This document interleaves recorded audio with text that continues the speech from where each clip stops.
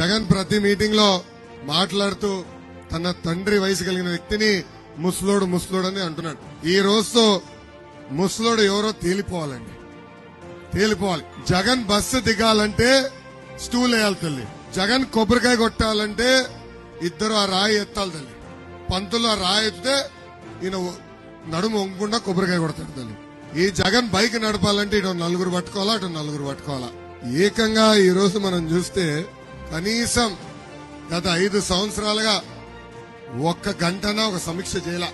సాయంత్రం 6 అవుతే ఇంటికి పరిగెత్తుకుని పడుకుంటాడు తల్లి.